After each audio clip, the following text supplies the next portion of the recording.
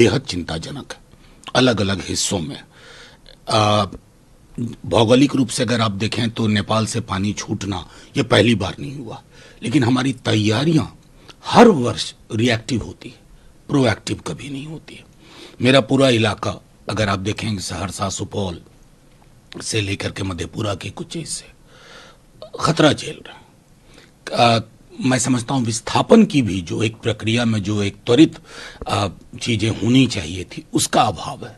बाकी रसद ये वो तो ऐसा नहीं है कि बाढ़ अचानक दस्तक दे रही है, हमें तैयारियों को भी देखना होगा ना कि उस हिसाब से। और इसलिए नेता प्रतिपक्ष ने अपने दल के कार्यकर्ताओं को भी कहा जहां जिसकी जितनी क्षमता हो उस हिसाब से वो लोगों की मदद। एक आरोप लगातार आप लोग मुख्यमंत्री पर लगाते हैं कि बिहार में सरकार कौन चला रहा है पता नहीं। प्रशांत किशोर ने खुलकर बोला है सरकार चला रहे हैं, नीतीश कुमार जो है वो मुख्यमंत्री की कुर्सी तक सिर्फ ध्यान नहीं, वो खुलकर ऐसा थोड़ी है कि यूरेका पहली बार किसी ने कहा है।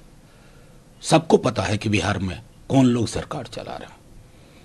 मूलतः ये बात है जो मैं समझता हूं तेजस्वी जी ने अक्सर प्रेस कॉन्फ्रेंस में ये बातें रखी हैं लोगों के समक्ष, और हम लोग कई दफा आपके माध्यम से मैंने कहा कि नीतीश जी अगर भिज्ञ हैं, जानते हैं सब कुछ, और तब ये हो रहा है बिहार में तो चिंता का विषय है। और अगर नीतीश जी अनभिज्ञ हैं जो कुछ हो रहा है बिहार में तो ये उससे बड़ी चिंता का विषय है। आखिर बिहार चला कौन रहा है? ऑटो पायलट मोड में तो नहीं। पशुपति कुमार पाल राष्ट्रीय हित को ध्यान में रखते हुए हम एनडीए के साथ है। 25 में अगर हमारे साथ इंसाफ नहीं हुआ तो हम अलग रास्ता। ये राष्ट्रीय हित को भी समझना होगा कि जब आप कहते हैं राष्ट्रीय हित तो इसकी व्याख्या क्या है। आप कोशिश करते रहे आखिर तक, आपको ये सोचना होगा, आप हों या चिराग जी हों, रामविलास जी हमारे साथ ही ज्यादातर रहे जीवन के बड़े हिस्से में, राजनीतिक जीवन के।